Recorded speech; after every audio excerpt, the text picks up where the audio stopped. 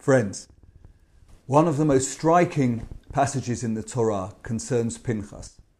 Pinchas arises from the midst of the congregation, seeing an Israelite prince take his Moabite girlfriend, and they commit a sin together. And Pinchas runs both of them through and kills them.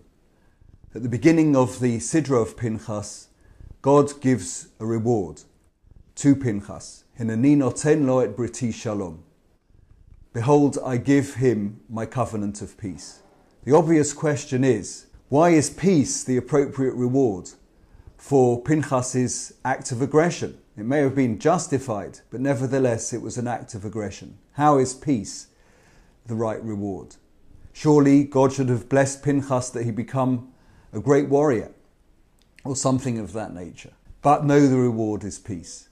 And a persuasive answer, I think, based on the commentary to the Torah of the great Netziv of Volozhin, one of the great figures of the 19th century Torah world, is that God knew that Pinchas's act of aggression, even though it was justified, would likely leave a negative impact on Pinchas's psyche, on his personality.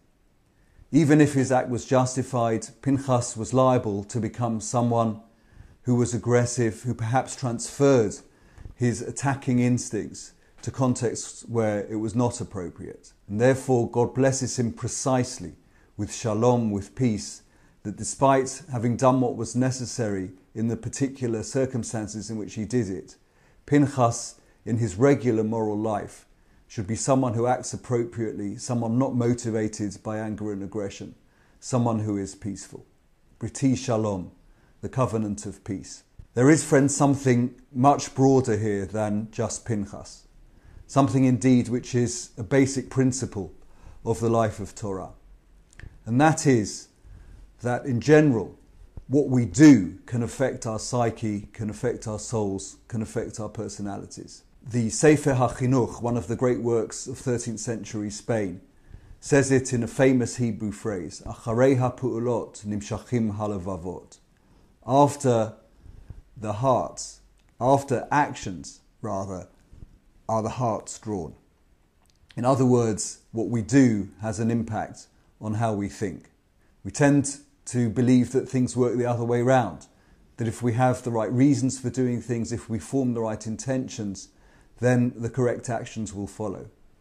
But often, in fact, things work the other way round, and it's our behaviour, our actions, that determine our mental furniture. This is a principle of the Torah as a whole, because the Torah, of course, and the Halakha give us so many directives in so many areas of our lives.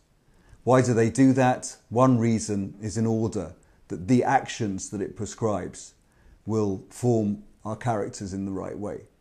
This is a really important principle when it comes to educating our children, to guiding our grandchildren, young people around us. Often if we get them, if we convince them to do the right action, then the correct mental apparatus will follow. Very important principle in Jewish education. Maimonides, Rambam, famously says in his introduction to Avot, to the Ethics of the Fathers, that if a person pursues the right deeds and tries to make themselves perform the right kind of actions, then the right kind of intentions and character traits will follow. Aristotle in Book 2, Chapter 1 of the Nicomachean Ethics teaches that the way to acquire the virtues is to exercise them. Something very important in Jewish life and especially in Jewish education. Speak to you again next time.